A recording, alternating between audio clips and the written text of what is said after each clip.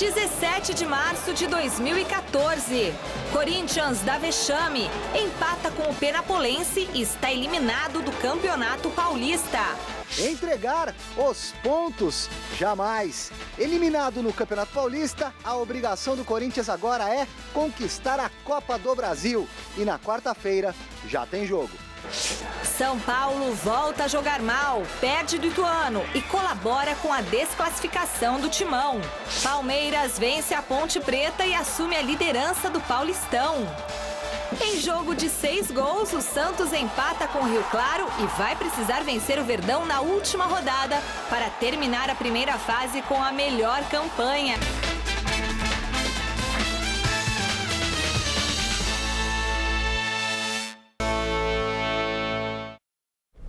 Olá, muito boa noite para você, boa semana. O Gazeta Esportiva começa falando do Corinthians, que empatou com o Penapolense em 0-0 e está eliminado do Campeonato Paulista. Desta vez, nem a presença de Jadson foi suficiente para salvar o Timão do vexame da desclassificação, faltando ainda uma rodada para o final da primeira fase. Acompanhe os melhores momentos. Precisando da vitória, o Corinthians começou pressionando o Penapolense na jogada aérea. Mas atuando em casa, diante da torcida, o time do interior não se intimidou e respondeu na mesma moeda logo em seguida. O Corinthians não tinha alternativa a não ser vencer. No entanto, só conseguiu levar algum perigo no primeiro tempo com Jadson na bola parada. O Penapolense também apostava nos levantamentos e, assim como o adversário, sem nenhuma eficiência. Já a etapa complementar começou com o time de Penápolis chegando perto de abrir o placar nessa cobrança de falta de Guaru aos 2 minutos. Logo depois, o Penapolense não fez 1-0 por capricho do destino. Romarinho jogou contra o Patrimônio e sobrou para Jailton, que chutou para fora. A resposta corintiana não demorou. Novo cruzamento de Jadson, dessa vez na medida para Romarinho, que cabeceou para o chão. A bola subiu demais e passou por cima da meta de Samuel. Romarinho ainda insistiu, dessa vez aproveitando o cruzamento de Fagner. Mas a pontaria do atacante não estava nos melhores dias. E os corintianos reclamaram muito de um possível pênalti de Jailton e um Wendel aos 31 minutos da segunda etapa. Mas o árbitro Vinícius Gonçalves Dias Araújo mandou a jogada seguir. Com a entrada de Renato Augusto, o Corinthians tentou sair do zero, apostando no chute do meio-campista, também sem sucesso. No final da partida, o Corinthians ainda acabou se livrando de um resultado pior. Primeiro nesse chute de Guaru, da entrada da área, que Cássio conseguiu defender sem problemas. E em seguida, aos 37 minutos, nesse cruzamento de Guaru, que o Wendel conseguiu cortar antes da chegada de Rodney. Aos 39 minutos, mais reclamação corintiana, Jadson trombou com o goleiro Samuel e foi para o chão. O árbitro entendeu o lance como simulação e puniu o camisa 10 com cartão amarelo. E ficou nisso. Penapolense classificado 0, Corinthians eliminado também 0. Teve a penalidade máxima no Wendel, né? Que parece que ninguém vai ter dúvida, né? Só o árbitro teve dúvida. Aliás, contra a gente eles tiveram dúvida o campeonato inteiro. Mas não perdemos a classificação hoje. Nós perdemos a classificação na série de 6 jogos sem vitória, 4 derrotas consecutivas. Fizemos depois uma recuperação espetacular. Mas isso que aconteceu no domingo, num clássico que você joga, um detalhe para cá, um detalhe para lá, ganha e perde. E o que aconteceu hoje aqui, e que outras equipes também passaram pelas mesmas dificuldades, até mais do que passamos, jogando com a Penapolense, e aí confirma isso, estão dentro da normalidade. O anormal é você passar 6 rodadas no jejum que passamos no Campeonato Paulista. O torcedor do Corinthians é inteligente, né? Ano passado o Corinthians ganhou o Paulistão e o pessoal não foi nem na quadra comemorar, né? Então não pode ter toda essa importância assim quando a gente perde. Então todo mundo é inteligente para saber que isso tem 2 lados. Nós não chegamos, teremos alguns prejuízos por não ter chegado, mas vamos ter que pegar o outro lado da moeda e fazer ficar positivo. Grande noite para você que acompanha o Gazeta Esportiva. O Mano Menezes foi até coerente. Atribuir ao São Paulo a responsabilidade pela eliminação do Corinthians não faz sentido. São Paulo perdeu um jogo para o Ituano, assim como o Corinthians perdeu em casa para o Bragantino. Quer dizer, acontece. E o São Paulo não tinha que fazer o papel do Corinthians. O São Paulo garantiu a classificação por mérito, ponto. O Corinthians vacilou justamente naqueles 6 jogos que ficou sem vencer, viveu uma crise muito grande, teve aquela invasão indesejada no centro de treinamento, que não se justifica, mas enfim, são apenas variantes de um processo que não deu certo. Agora, o Corinthians ganhou o Campeonato Paulista no ano passado. De que valeu para o Corinthians a conquista do Campeonato Paulista? Valeu de nada. O time foi eliminado depois na Libertadores e passou um perrengue danado no Campeonato Brasileiro. E o fato de ter conquistado o Paulistão não amenizou a vida dos jogadores do Corinthians, tampouco do técnico Tite. A crise realmente se aguçou, se agravou no Campeonato Brasileiro. Ou seja, não significa mais muita coisa você ganhar o Campeonato Paulista. E o Corinthians é o recordista, o time que mais vezes ganhou. Quer dizer, no fundo, se você avaliar o início de temporada do Corinthians, o fato de ter um período muito curto para se preparar, aí você joga 2 vezes na semana, quarta, sábado, quarta, domingo, quinta, domingo, ou seja, você não tem tempo de preparação.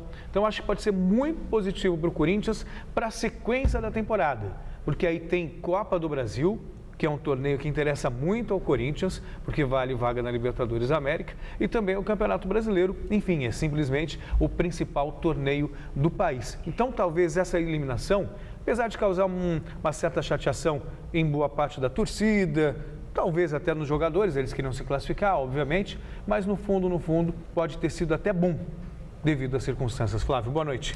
Boa noite, Celso, Michele, amigos do Gazeta Esportiva.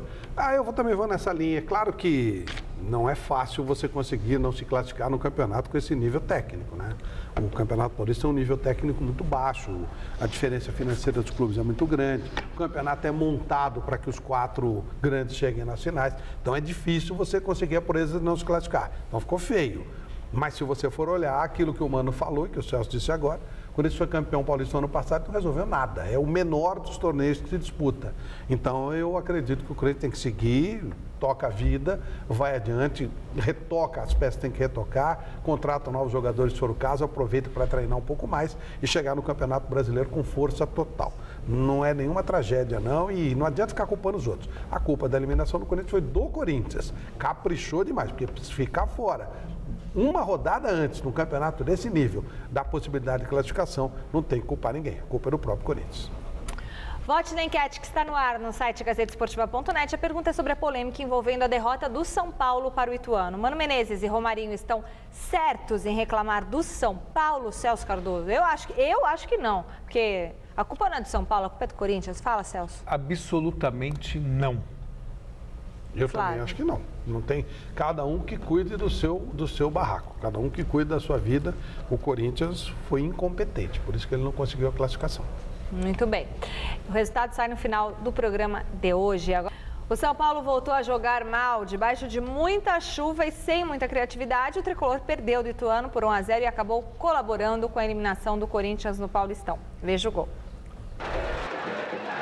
O Caia recebeu na frente em boa condição para o esquerdinha e o gol! Gol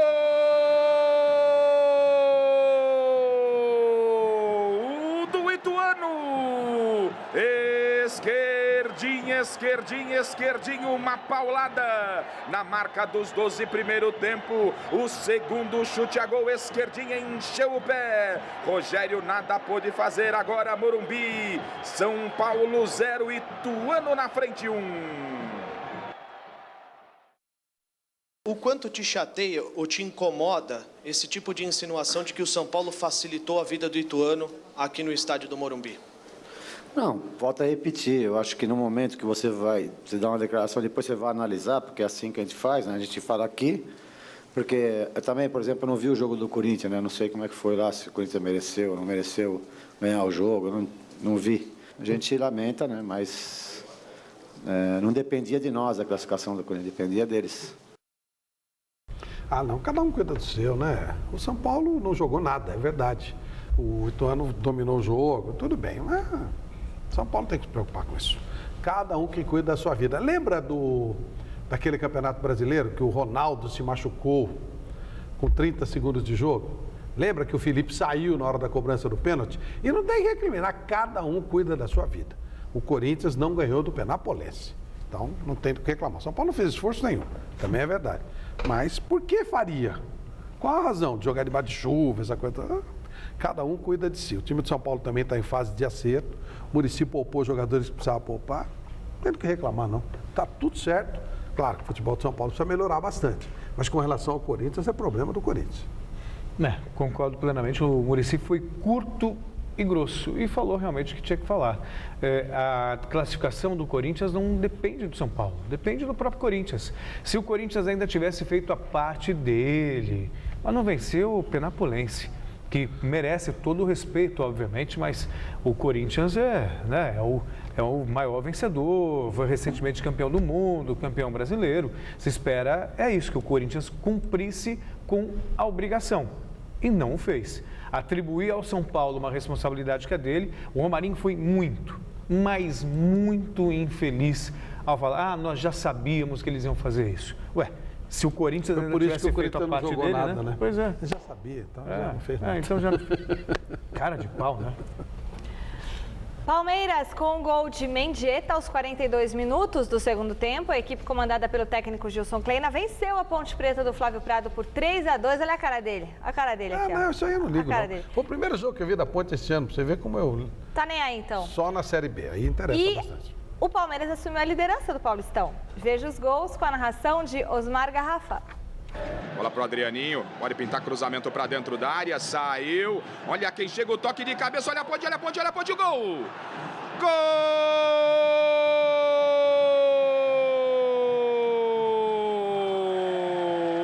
da Ponte! Na marca de 3:30, 3:30. A Ponte faz 1-0, Rossi. Vai direto ou vai jogar? Bruno César para dentro da área, Roberto na sobra, olha o gol, olha o gol! Gol do Palmeiras, Eguren! Na marca dos 17 deste segundo tempo.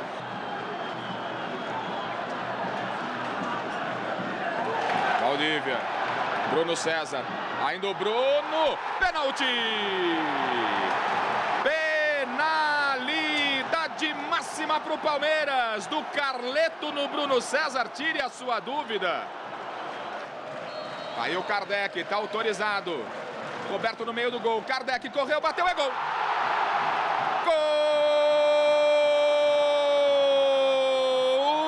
Gol do Palmeiras! Allan Kardec, o Palmeiras vira no Pacaembu. Olha boa, a bola para o Ferrugem dentro da área, tentou o cruzamento, Silvinho caiu, é pênalti.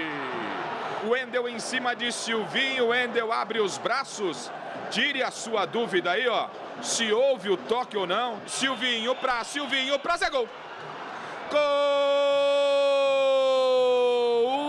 da Ponte. Silvinho na marca dos 26. Silvinho, a Ponte empata no Pacaembu. Mendieta, Valdívia, olha o Kardec na esquerda, que bola do Valdívia para o Kardec, o cruzamento, olha o gol, olha o gol, olha o gol!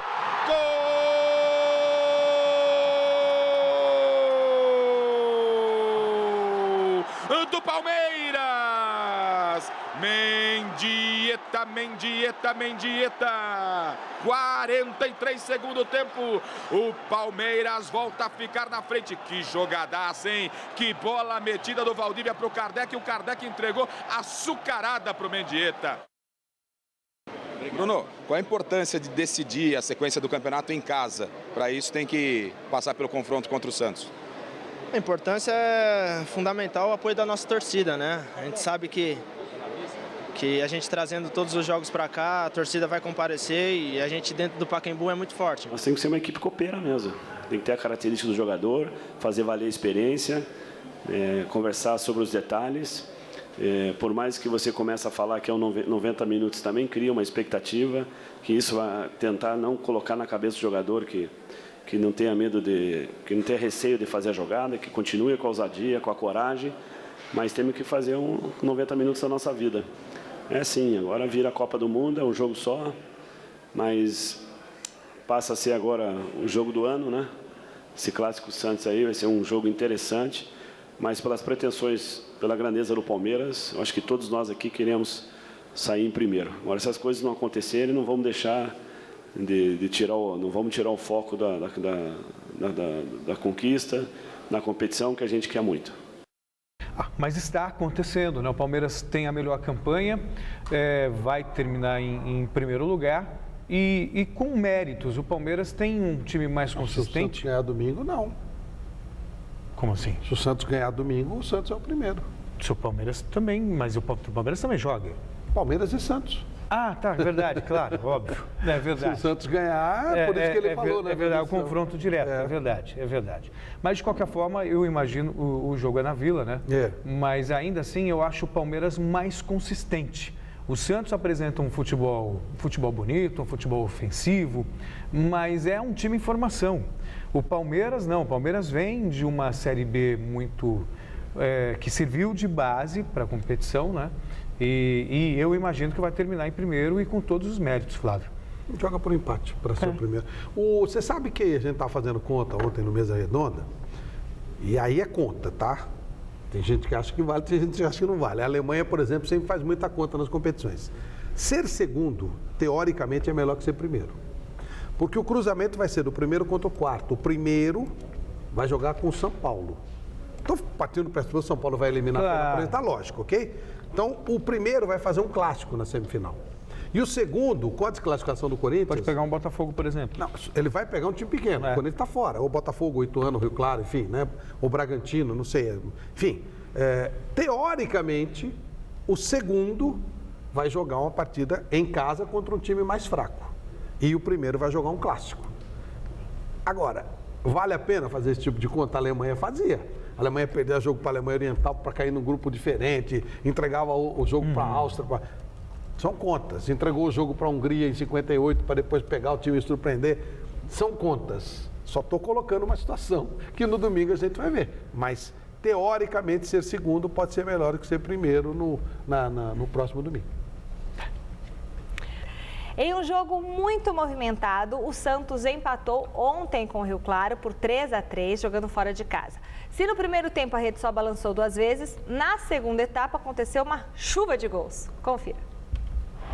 O Santos foi até Rio Claro enfrentar o time da casa e saiu na frente com esse gol de Giovânio.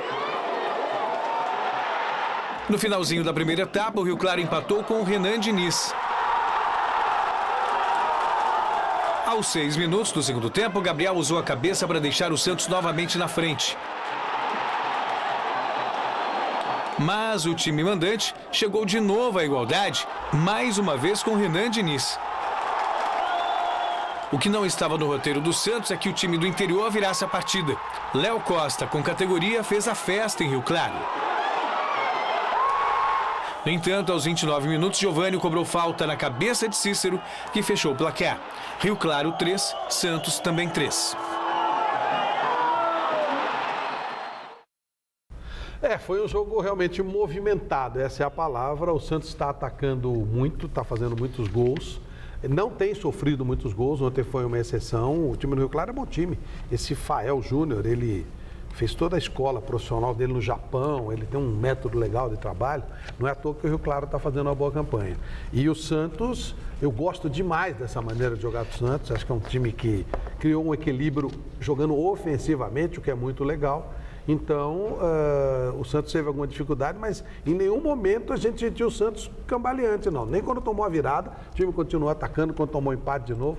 Foi legal. O Santos, para mim, é uma deliciosa surpresa desse campeonato.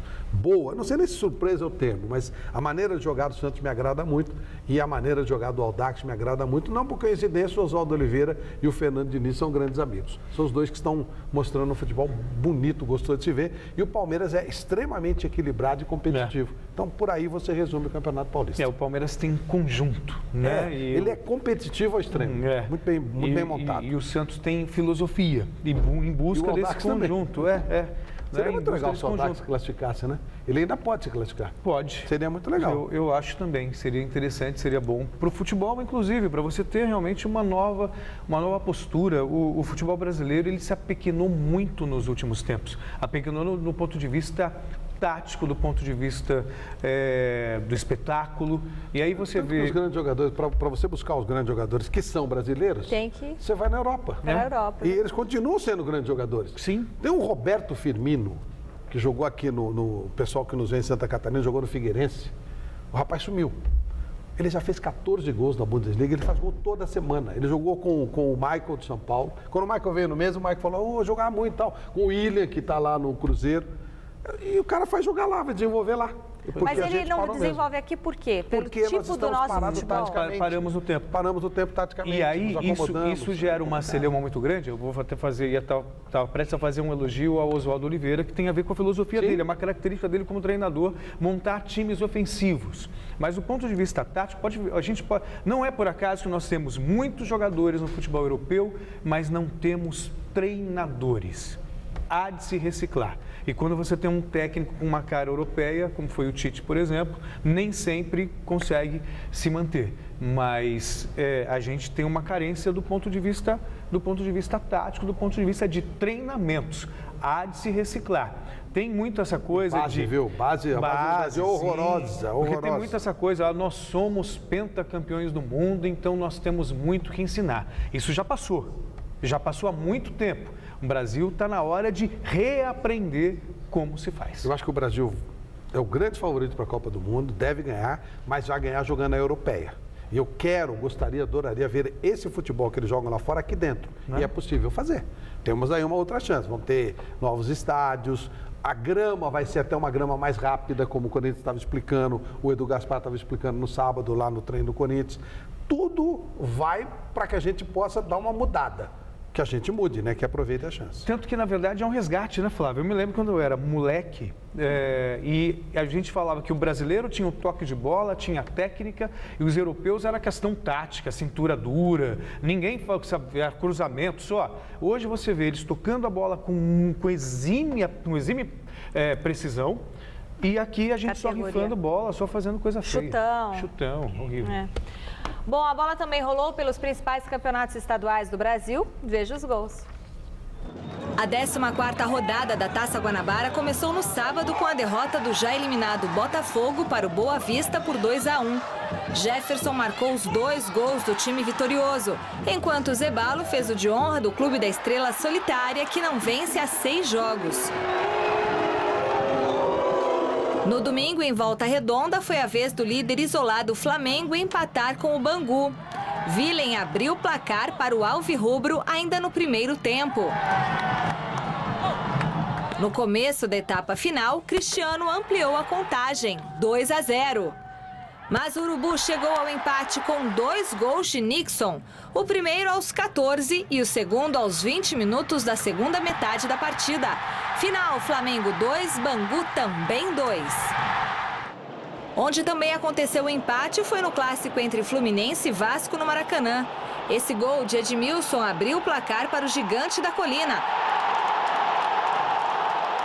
Mas Fred deixou tudo igual no segundo tempo. Final 1-1. Os 2 times estão classificados para a próxima fase. No Campeonato Gaúcho, o Internacional bateu o Lajeadense por 1-0 fora de casa com esse gol de Wellington Paulista. O Grêmio também venceu nesse fim de semana, mas teve uma vida mais fácil. Derrotou o Pelotas por 3-0 em Novo Hamburgo com 2 gols de Jean Derete e 1 de Everton. Quartas de final do Campeonato Paranaense. O Paraná enfrentou a equipe sub-23 do Atlético Paranaense e venceu por 2-1. Lúcio Flávio foi quem abriu o placar ainda no começo do jogo. O Furacão chegou ao empate com Hernani, mas Giancarlo, cobrando o pênalti, fechou o placar. Os 2 times decidem vaga na semifinal em novo confronto no próximo domingo. Também no Paranaense, o Coritiba deu um grande passo rumo às semifinais ao bater o Rio Branco fora de casa por 2-0, 2 gols do experiente meia Alex. Um novo confronto entre as 2 equipes também está previsto para o domingo que vem. Em Minas Gerais, o Atlético Mineiro venceu o Boa Esporte por 3-0 com 2 gols de Myron e 1 de Carlos. O Galo é o vice-líder do estadual, 6 pontos atrás do Cruzeiro, que nesse final de semana venceu a Tombense também por 3-0. O pentacampeão Rivaldo anunciou no sábado a aposentadoria dos gramados. O meia de 41 anos atualmente estava jogando no Mojimirim do Celso Cardoso, clube do qual também é presidente, acumulando as funções aí, mas ele também teve passagens marcantes por Palmeiras, Corinthians, Milan e Barcelona. Em 1999, Rivaldo foi eleito pela FIFA o melhor jogador do mundo quando atuava pela equipe catalã. E em 2002 foi um dos principais jogadores na conquista do pentacampeonato mundial da seleção brasileira. Rivaldo pendura chuteiras com a marca de 900 jogos em 22 anos de carreira. Celso e Flávio, Rivaldo pode ser considerado um exemplo para o futebol brasileiro? Quer falar primeiro, Flávio? Não, pode falar. Não, sem dúvida. O Rivaldo, quando ele surgiu no Mojimirim, naquele carrossel caipira fantástico, ele nem era o protagonista. O protagonista, eu me lembro que era o Valber, que depois o Corinthians contratou o Valber, o Rivaldo e o Leto. O Leto e o Admilson, que funcionava como ala e como lateral não foi tão bem. E aí o Corinthians ficou com o Valber, vendeu o Valber depois e não ficou com o Rivaldo. Aí o Palmeiras pegou o Rivaldo. E no Palmeiras, aquele timaço, o Rivaldo estourou, foi para a Europa, se tornou o melhor do mundo. E para mim ele foi um dos maiores responsáveis pela conquista do Mundial de 2002, sob o comando do Filipão, Flávio. Um monstro de jogador, um monstro. Nossa Senhora, fabuloso jogador. Esse é o exemplo típico que o jogador aparece mesmo sem um grande preparo. E foi o que aconteceu, um jogador humilde, um jogador pobre, de uma cidade do interior de Pernambuco, cidade paulista, jogador genial. E foi uma delícia ter acompanhado a carreira do Rivaldo o tempo inteiro, foi muito legal, do começo ao fim. Esse, tranquilamente, está entre os 50 maiores jogadores do Brasil em todos os tempos. Tranquilamente, eu gosto demais, jogadorzaço, maravilhoso. E você que acompanha o Gazeta Esportiva pode falar com a gente, mandar a sua mensagem, dar um alô para a nossa equipe pelo nosso Twitter, @GazEsportiva. A falar do Corinthians, que depois da precoce eliminação no Campeonato Paulista, começa a se preparar para a estreia na Copa do Brasil. E o Alexandre Silvestre esteve no CT Joaquim Grava conferindo a segunda-feira do Timão. No CT, nenhuma invasão ou pressão de torcedores, ainda bem. Funcionários em operação padrão. O presidente Mário Gobi troca figurinhas com seus pares da diretoria. Mudanças à vista. Calma aí, professor, não é no comando técnico, não. Reforços podem chegar. Esse grupo, né, pode ter uma longevidade muito positiva, obviamente, aí com, quem sabe, com mais 2 ou 3 peças aí que a gente possa trazer para não quantificar e sim qualificar o nosso elenco, que é a intenção que nós temos agora. Uns talvez cheguem e outros, se quiserem continuar. O Emerson, não vou negar que foi um atleta extremamente importante para nós, né? Gols importantes, está com uma lesão, nós esperamos aí que ele possa se recuperar, possa nos ajudar da melhor maneira possível, porque a gente sabe que o Emerson em condições, o Emerson focado, o Emerson bem, pode continuar nos ajudando, né? Mas a gente tem que se cobrar. Antes da entrevista do gerente de futebol, reapresentação tranquila dos atletas. Após a eliminação no Campeonato Paulista, o Corinthians dá continuidade ao trabalho. Você vê que não existe varinha mágica no futebol, né? O treinador vem, ele tem que fazer o trabalho dele, ele precisa do tempo dele de trabalho, os atletas precisam do tempo de avaliação, coisas que nós brasileiros muitas vezes não estamos acostumados a isso. Reservas batem bola no gramado. Titulares caminham sem estresse. Jadson, Romarinho, que no domingo acusou o São Paulo de entregar o jogo para o Ituano. Será que ele assistiu ao videotape para ter certeza? E o professor Mano Menezes estaria ainda preso em suas convicções? Desconfiado de que o tricolor do amigo dele, Muricy Ramalho, fez corpo mole?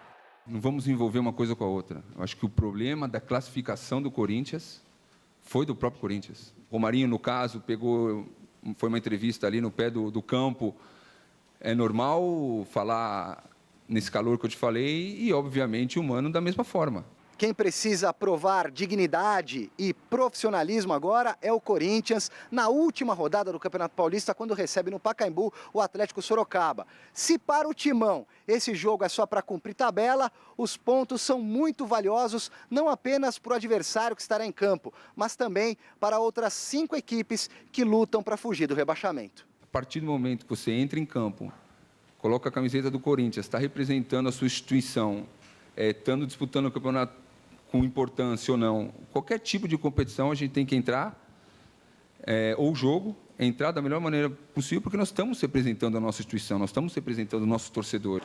Mas antes da despedida no estadual de 2014, prometendo honrar a camisa alvinegra, o Corinthians estreia na Copa do Brasil. É quarta-feira, fora de casa contra o Bahia de Feira de Santana. E uma obrigação de cara: o Timão não pode entregar os pontos.